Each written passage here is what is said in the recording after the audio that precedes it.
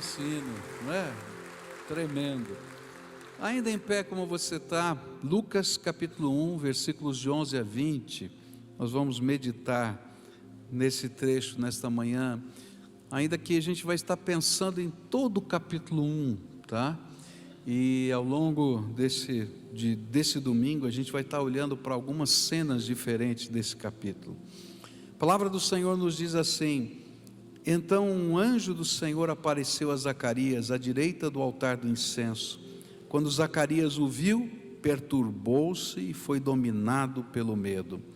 Mas o anjo lhe disse: não tenha medo, Zacarias, sua oração foi ouvida. Isabel, sua mulher, lhe dará um filho e você lhe dará o nome de João. Ele será motivo de prazer e de alegria para você, e muitos se alegrarão por causa do nascimento dele, pois será grande aos olhos do Senhor. Ele nunca tomará vinho nem bebida fermentada e será cheio do Espírito Santo desde antes do seu nascimento. Fará retornar muitos dentre o povo de Israel ao Senhor, o seu Deus, e irá diante do Senhor no espírito e no poder de Elias, para fazer voltar o coração dos pais a seus filhos e os desobedientes à sabedoria dos justos, para deixar um povo preparado para o Senhor. Zacarias perguntou ao anjo: como posso ter certeza disso? Sou velho e minha mulher é de idade avançada. E o anjo respondeu: sou Gabriel, que está sempre na presença de Deus. Fui enviado para lhe transmitir estas boas novas. Agora você ficará mudo, não poderá falar até o dia em que isso acontecer, porque não acreditou em minhas palavras, que se cumprirão no tempo oportuno. Pai querido, muito obrigado por tudo quanto vimos e ouvimos aqui. Cada uma das etapas desse culto, elas não foram, Senhor, apenas para preencher uma liturgia. Elas fazem parte da celebração da nossa vida cristã. Ó Pai, que gostoso foi quando pudemos ter tantos bebês aqui, carregá-los no colo, poder abraçá-los, sentir o cheirinho deles e poder ver, Senhor, com os olhos da fé, o que o Senhor há de fazer na vida deles. Enquanto eu pegava o Gabriel no meu colo, eu orava e queria, Senhor, que essa oração fosse uma profecia, pedindo que o Senhor o fizesse profeta do Senhor nessa terra. Senhor, que gostoso foi quando vimos pessoas descendo as águas do batismo, Senhor. Que alegria, todos os domingos desse mês, desde o último domingo de novembro, batizando pessoas, Senhor. Louvado seja o teu nome, porque são pessoas que testemunham da sua fé em Jesus Cristo. Em todos os cultos, Senhor, temos tido esse privilégio. Ó Pai, recebe o nosso louvor, porque aquilo, Senhor, é sinal de salvação. Ó Pai, te louvamos, Senhor, pelos cânticos, pelo testemunho dos gideões, pelo momento do ofertório, porque em tudo isso o teu Espírito tem estado conosco. Mas agora, quando vamos meditar na tua palavra, abre a nossa mente, abre os nossos olhos e dá-nos a direção do teu Espírito. Fala conosco nessa manhã, Senhor, e aplica a tua palavra em nome de Jesus à nossa vida. Amém e amém. Você pode sentar-se, querido. A palavra de Deus em Lucas capítulo 1 vai nos contar a respeito das manifestações, não é, do anjo Gabriel, anunciando o nascimento de João Batista e o nascimento de Jesus. Depois as reações que a gente vai ter, né, dos personagens, Zacarias, Maria, Isabel, e a gente vai vendo ali as manifestações de cada um deles. Mas há alguma coisa que permeia todo esse capítulo, é a dinâmica da fé diante das promessas de Deus. E eu queria olhar para esse primeiro aspecto da dinâmica da fé na história de Zacarias. E nessa história é incrível como a natureza humana tem dificuldade de confiar em Deus. Essa é a coisa que fica clara aqui. A natureza humana tem dificuldade de confiar em Deus, no seu método, no seu jeito e assim por diante. E eu queria que você entendesse o que eu estou tentando mostrar para você, imaginando a cena que está acontecendo com Zacarias. Zacarias é um sacerdote e existiam 24 turnos sacerdotais diferentes, tá? Esses 24 turnos eram grupos, segundo famílias, que se apresentavam para poder servir no templo a cada 2 anos. Então Zacarias só ia voltar no turno sacerdotal depois de 2 anos, 24 meses. Bom, eram milhares de sacerdotes, porque eles eram descendentes de uma família, família de Arão, tá? Então o que acontecia?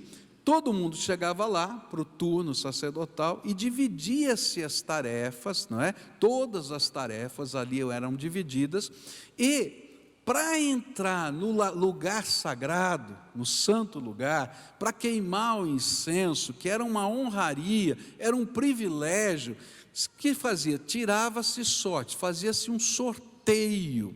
Então, muito provavelmente, nunca mais na vida de Zacarias ele voltaria a queimar incenso no santo lugar.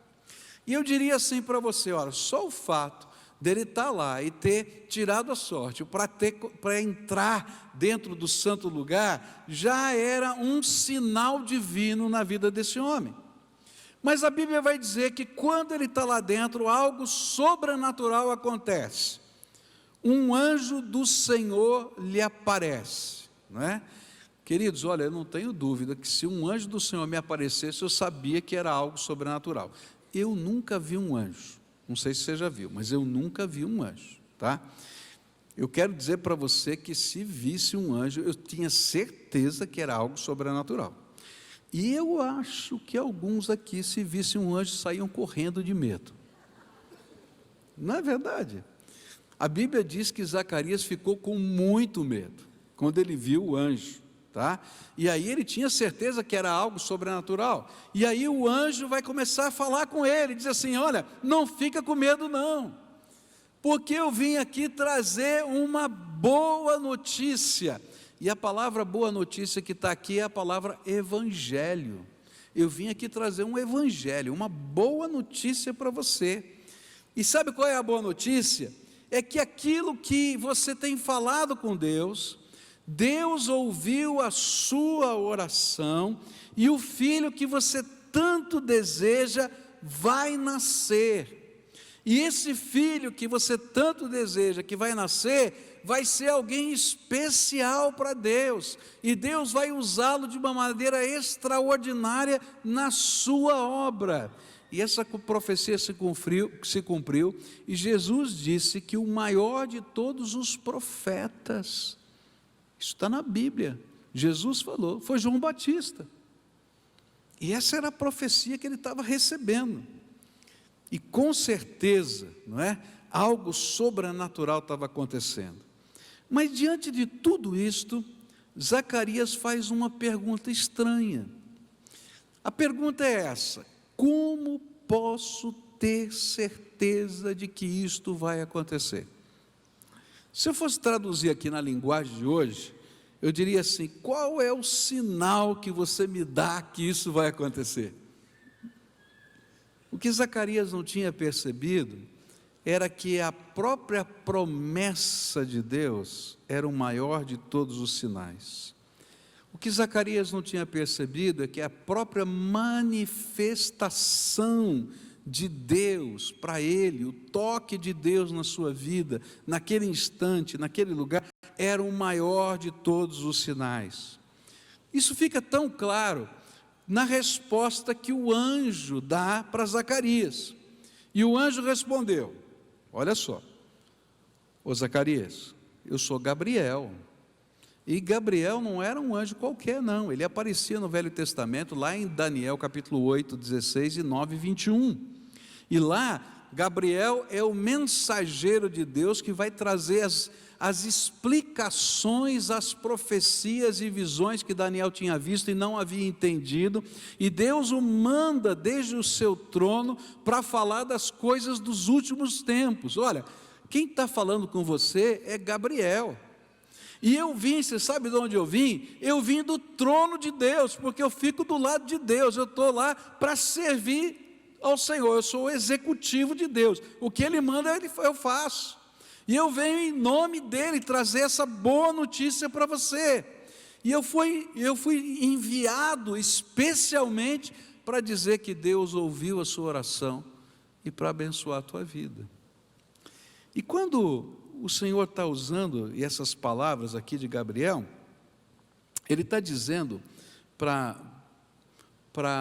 Zacarias e para nós, que o foco da nossa fé não está nas provas que Deus possa nos dar, ainda que Ele nos coloque tantas provas diante da vida, nem num sinal específico, mas que o foco da nossa fé está na presença de Deus que toca o nosso coração e na promessa de Deus. Porque se um anjo do Senhor não é sinal, se a oração que é dita para ele que foi ouvida não é sinal, se o milagre que é prometido não é sinal, então o que é sinal? O que é sinal? Na verdade, o que estava acontecendo ali era o cúmulo da incredulidade. Mas eu não quero falar mal de Zacarias, sabe por quê? Porque eu fico pensando, por que Zacarias fez aquela pergunta? Eu imagino que Zacarias fez aquela pergunta porque ele não queria se decepcionar. E Senhor, se eu começar a esperar um filho de novo, agora que eu me conformei que eu não vou ter filhos, o Senhor traz de novo essa esperança. E se não der certo esse negócio, eu vou me frustrar tanto. E ele não queria apenas se decepcionar com o futuro, mas ele não queria se decepcionar até com Deus. Ele vai dizer assim, Senhor, e se não funcionar esse negócio? Como é que vai ficar a minha fé? Eu vou me perder, não vou ter resposta para a vida, não vou conseguir explicar mais nada da minha história. Eu vou ficar perdido. Então qual é o sinal que o Senhor tem? Mas a gente esquece que toda vez que a gente duvida de alguém que a gente ama, e que a gente coloque em xeque o caráter da pessoa que a gente ama, a gente magoa a pessoa amada. Qualquer um pode duvidar de você, mas se a tua esposa duvidar de você, você vai ficar com o coração amargurado. Se o teu marido duvidar de você, você vai ficar com o coração amargurado. E se é injusta essa dúvida, pior ainda. Por isso que a incredulidade machuca o coração de Deus, porque a gente duvida da promessa, do caráter e do poder de Deus. E aí, essa batalha está acontecendo dentro do coração de Zacarias. A grande lição que nós aprendemos aqui é que a fé tem foco na promessa de Deus e na manifestação do Espírito de Deus na nossa vida. Enquanto que a incredulidade faz-nos cegos para as manifestações de Deus na nossa própria vida. Nós cremos porque sentimos o toque de Deus em nós. Essa é a razão por que cremos. Essa é a razão por que confiamos. Esse é o maior de todos os sinais. Ontem eu fui participar de uma festividade muito gostosa, Bodas de Ouro. Bodas de Ouro é uma festividade incrível, né? E aí eu pude estar com a família que eu acompanho há 29 anos. Desde que cheguei aqui eu acompanho essa família. E aí revi todos os filhos, e a gente estava junto, e eu vi uma das filhas desse casal. Hoje ela tem 50 anos de idade, próximo de 50 anos de idade, e eu acompanhei um momento muito difícil na vida dessa moça, que eu me lembrei, né? foi que, no começo do seu casamento, ela teve um câncer de mama. E aí o mundo dessa moça caiu, não é? Câncer de mama, e como é que vai ser? Como é que vai ser o futuro? Como é que vai ser questão de filhos? Como é que vai ser tanta coisa que está ali? E ela entrou num tratamento muito pesado, muito difícil. E numa noite, no meio desse tratamento, ela fez uma oração,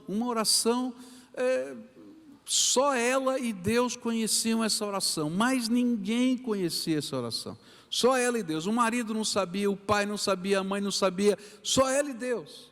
E a oração daquela noite foi assim: Senhor, a única coisa que eu preciso é que o Senhor me dê um abraço. Como eu preciso de um abraço teu, Senhor. Me abraça, Senhor. E ela foi dormir. No outro dia de manhã, lá por volta de 8 horas da manhã, toca a campainha, bem cedo, e ela não tinha nem se levantado, porque ela estava convalescendo ainda. E aí então ela vai atender a porta. 8 da manhã, ela desce lá para atender a porta. E quando ela desce para atender a porta, tem lá uma irmã conhecida aqui da nossa igreja, missionária da nossa igreja, dos batistas, lá no Chile, a Marlene Tiede. E ela disse assim: me desculpa chegar tão cedo na sua casa, mas é que o Senhor me incomodou essa noite inteira para vir aqui logo cedo, só para dizer para você que eu vim aqui te dar o abraço de Deus.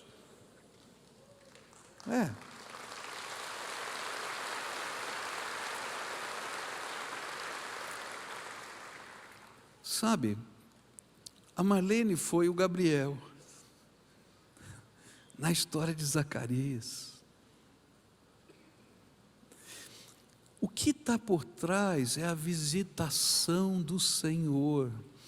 Nós não cremos nas promessas de Deus porque eu tenho provas irrefutáveis. Eu creio porque o Senhor me visitou e tocou o meu coração.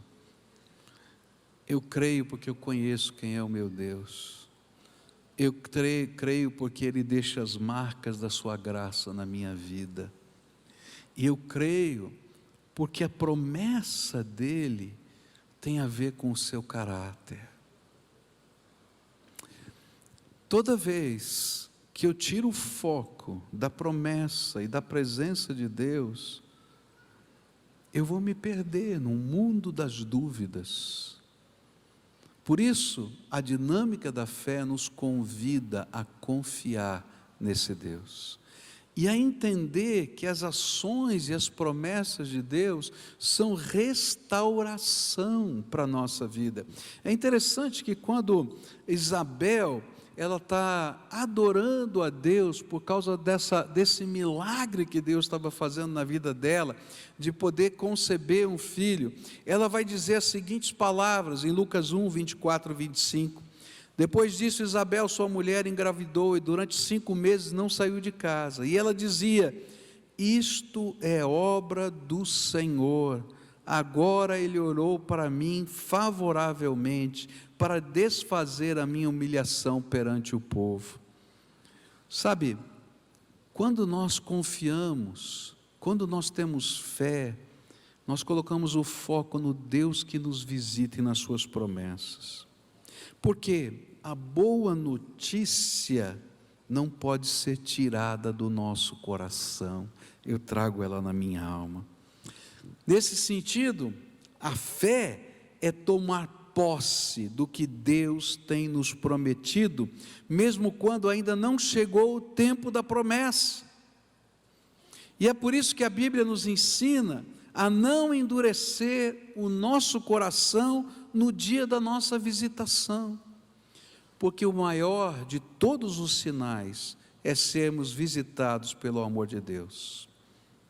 Quantas vezes o abraço de Deus vem ao nosso encontro e nós não nos focamos na promessa, mas estamos a pedir mais provas do seu amor?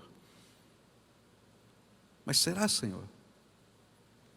E é interessante porque quando a Bíblia fala a respeito dessa atitude de ficar pedindo provas, mesmo quando os sinais de Deus já estão acontecendo, a palavra de Deus chama de incredulidade. E tem duas maneiras de Deus lidar com a incredulidade, tá? A primeira delas é uma maneira tremendamente amorosa, é quando Ele tenta quebrantar o nosso coração. Quebrantamento não é castigo, quebrantamento é tentar fazer com que a nossa vista que está cega possa enxergar. E aí então Gabriel vai dizer assim: tá bom, você quer mais um sinal? Eu vou te dar. Durante esses meses todos em que esse teu filho não vai nascer, e ele ainda não tinha sido concebido, então provavelmente aí no mínimo 10 meses, tá? Durante esse tempo todo você vai ficar mudo, não vai conseguir abrir a boca para falar nada. Isso não era castigo, era quebrantamento. Sabe o que é quebrantamento? A marreta de Deus vem e quebra o nosso coração. Durante aquele tempo todo ele tinha que ver, ele tinha que meditar, ele tinha que pensar. E quando a boca de Zacarias se abre, depois desse tempo de quebrantamento, o filho nasceu, sua esposa está adorando, sabe o que acontece? Ele não louva a Deus apenas, ele começa a profetizar em nome do Senhor. Ele tinha saído do estágio de ser apenas aquele que queima incenso no altar, para ser aquele que agora ouve os oráculos de Deus e reparte com as pessoas, cheio do Espírito Santo de Deus. Às vezes, as visitações do Senhor não tocam nossa alma, e Deus vai ter que bater com a marreta, para que a gente possa sair de um estágio de simplesmente estar lá cumprindo uma obrigação religiosa, para passar a ser aquele que pode profetizar, ouvir os oráculos de Deus e anunciar a sua boa notícia. Antes ele recebeu a boa notícia, agora ele anunciava a boa notícia. E quando chega no final do capítulo 1 de Lucas, ele está profetizando. Ele está profetizando. É assim que acontece. Deus hoje quer trabalhar na nossa vida. Mas há uma segunda maneira de Deus trabalhar com a incredulidade. Se a incredulidade não pode ser quebrantada, Deus então não pode fazer nada por nós. É por isso que a Bíblia vai dizer que lá na cidade de Jesus, onde ele cresceu, na cidade de Nazaré, ele não pôde fazer muitos milagres, porque o coração daquele povo era incrédulo. Enquanto em Cafarnaum ele fez muitos milagres, em Nazaré ele não pôde fazer, porque o coração não é movido pelo milagre, mas pela visitação do Senhor e pelas promessas dele. Nessa manhã eu queria orar com você, como a gente sempre faz, e eu queria orar, porque talvez hoje o Senhor te visitou,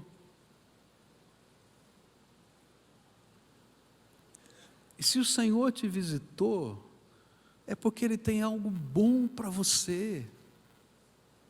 E pode ter certeza que se o Senhor te visitou, Ele deixou uma boa palavra, uma boa notícia, o Evangelho. Essa é a palavra Evangelho, a boa notícia de Deus. E quando a boa notícia de Deus vem acompanhada da visitação do Senhor, se a gente entende a dinâmica da fé, a gente não pede mais provas, a gente se apropria dela e diz: Senhor, eu tomo posse da tua promessa. Alguém vem me perguntar: mas pastor, Deus não dá sinais? Dá. Ele dá sinais de direção. Na Bíblia, Ele vai quando você precisa tomar uma decisão, Ele diz: olha, você pode pedir sinais. Gideão pediu um sinal: vou para a guerra, não vou para a guerra. Moisés precisava de um sinal: qual o caminho? Segue a nuvem, não é?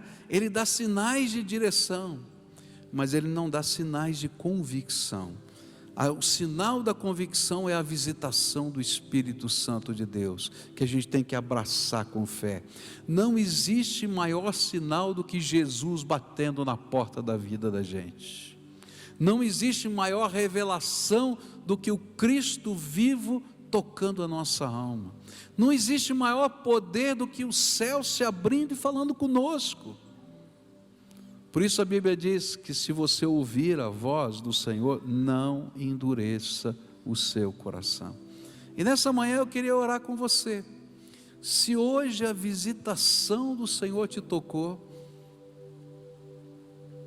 então hoje você vai colocar o seu foco na promessa de Deus e no caráter daquele que te tocou, o Deus vivo e todo-poderoso. E vai confiar nele, e vai dar passos de fé. Essa é a dinâmica do andar com Deus. E eu vou te convidar para vir aqui à frente para a gente orar junto. E alguém me perguntou, mas pastor, por que o senhor faz apelo todo culto? Não é? Era um outro pastor, ele não tinha costume de fazer apelo. E eu disse assim, porque Deus é digno de uma resposta. Você já falou com alguém e essa pessoa não te deu resposta nenhuma? Não é? Você está falando, ela não abre a boca para dizer o que está. Ou coisa chata, fala a verdade, né? Ou a pessoa é chata, ou a gente acha que é presunçoso, não é verdade? Quando Deus fala ao nosso coração, Ele é digno de receber uma resposta. Eu não sei o que é que o Senhor te anunciou hoje aqui, mas Ele é digno de uma resposta. E eu quero convidar você a dizer, Senhor, eu creio. E a prova que eu preciso é o Senhor ter falado comigo nessa manhã, é ter me visitado. Talvez Ele nunca tenha mandado um anjo na tua casa. Talvez nunca ninguém bateu na porta da tua casa às 8 da manhã para dizer, olha, estou vindo aqui trazer o abraço de Deus para você. Mas eu não tenho dúvida que na tua história de vida tem vários momentos em que o Senhor se revelou a você e disse, você é meu filho amado. Não deixa passar esses momentos, toma posse do plano, do propósito, do alvo que Deus tem para a tua vida. Então, se hoje o Espírito Santo de Deus está tocando o teu coração, se você disse, olha, essa mensagem foi para mim, e eu quero dizer para você que quando Deus fala conosco, a gente tem certeza que a mensagem foi para a gente. A gente pode ter uma multidão do lado da gente, mas a gente vai dizer, olha, eu sei que foi para mim. E eu vou dizer para você que o pregador também, porque o primeiro a ter que atender o apelo de Deus é o pregador. Se ele não for capaz de dobrar o joelho lá na sua casa, quando Deus falou com ele, e dizer, ó Senhor, eu sei que foi para mim essa tua palavra, ele não tem autoridade para pregar a palavra. Então, se o Espírito de Deus tocou o teu coração, faça as entregas que são necessárias. Eu me lembro que naquelas bodas, eu falei do seu Ismael Cavalcante e da dona Marilene. Eu me lembro que o seu Ismael fui eu que fiz o discipulado dele. Eu nunca vi alguém mais questionador do que o seu Ismael. Quantas perguntas, quantas dúvidas, quantas batalhas da alma. Mas uma coisa bonita eu vi no seu Ismael, quando ele foi visitado pelo Senhor e ele creu, aquela convicção nunca mais foi arrancada da sua alma. Há momentos que a gente depõe aos pés do Senhor as nossas dúvidas. Se você já leu o livro de Jó, você vai ficar surpreendido. Eu nunca vi um livro com mais questões do que o livro de Jó. Se você ler apenas o começo e o fim, parece que é tudo maravilhoso, mas leia o meio do livro do Jó. Ele pergunta, ele luta com Deus, ele questiona, mas quando ele é visitado pelo Senhor, ele diz uma coisa tremenda. Ele diz assim: antes eu te conhecia de ouvir falar, agora eu te vejo, eu te conheço com os meus próprios olhos. Hoje eu queria te convidar a andar por fé,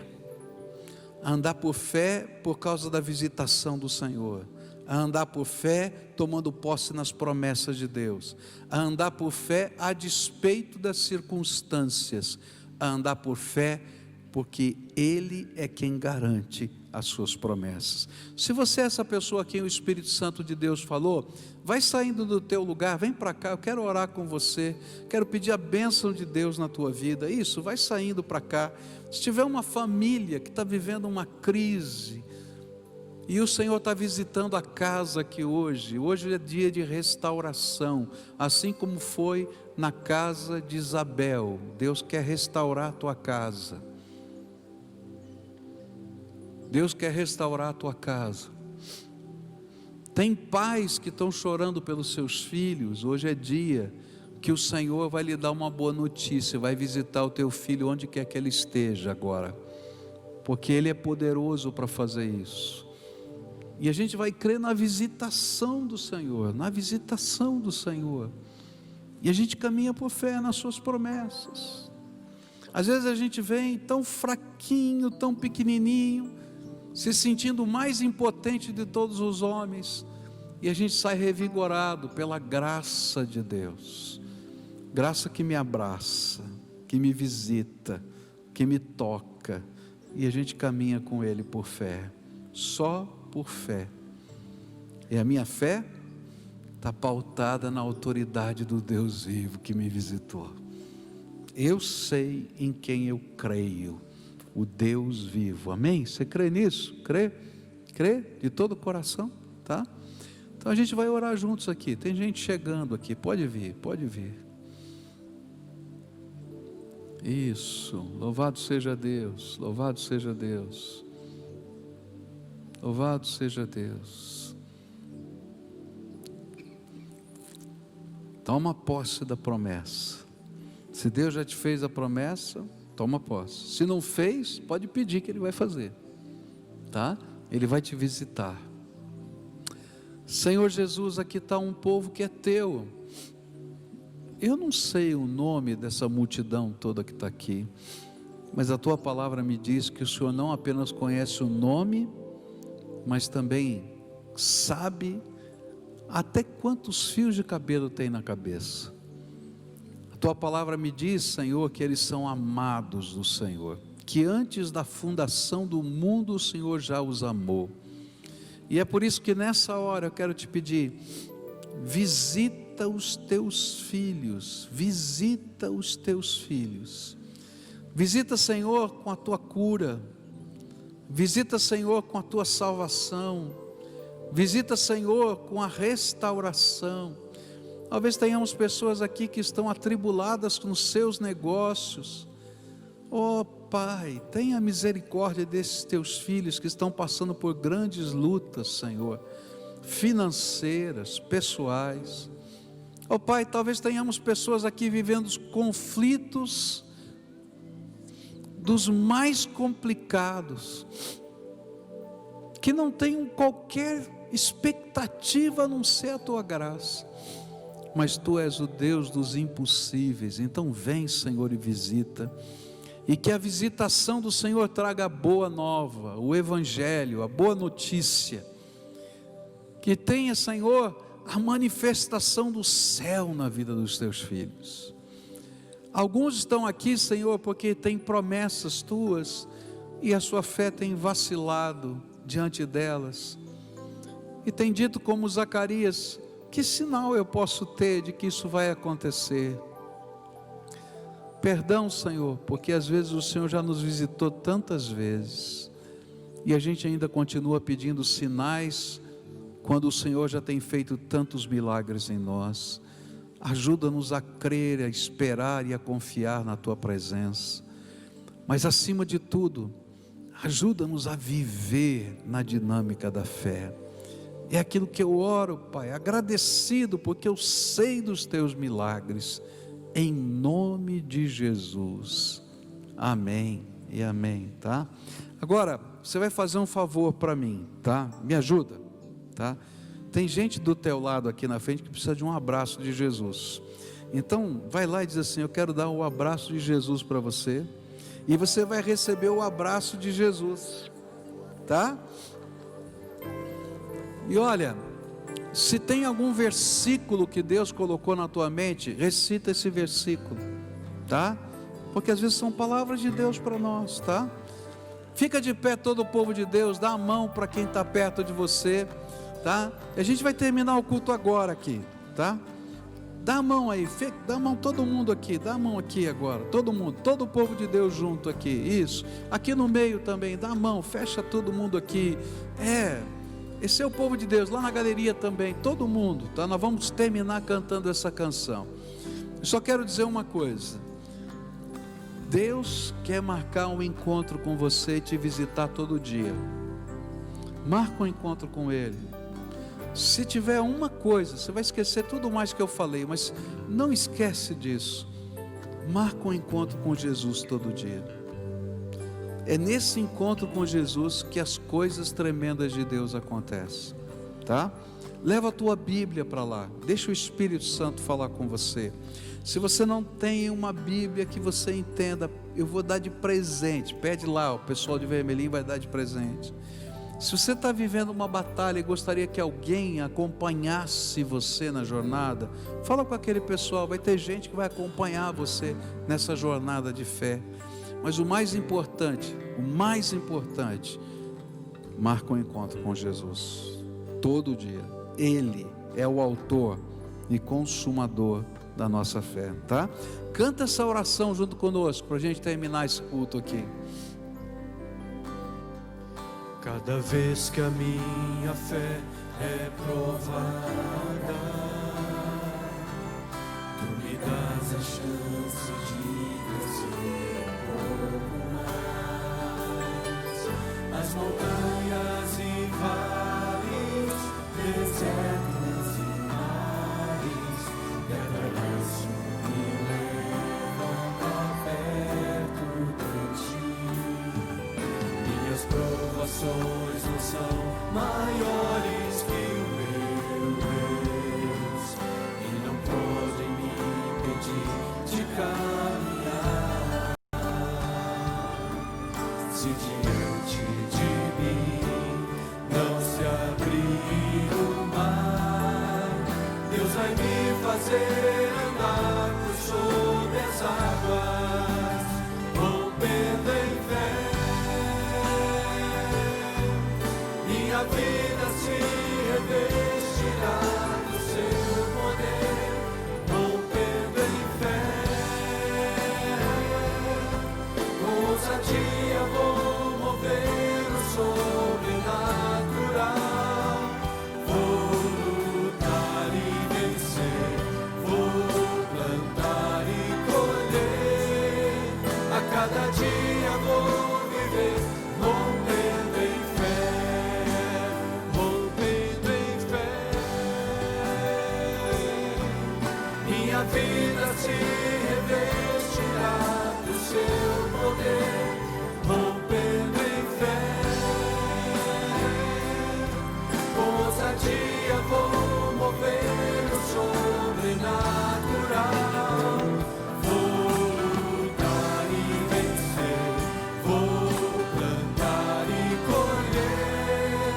A cada dia vou viver, rompendo em fé, rompendo em fé. Minha vida se revestirá do seu poder, rompendo em fé. Com ousadia vou mover o sobrenatural. Vou lutar e vencer, vou plantar e colher. A cada dia vou viver, rompendo em fé.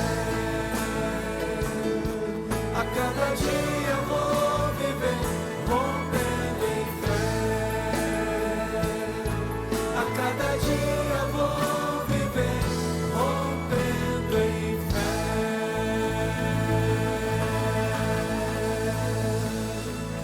Aleluia.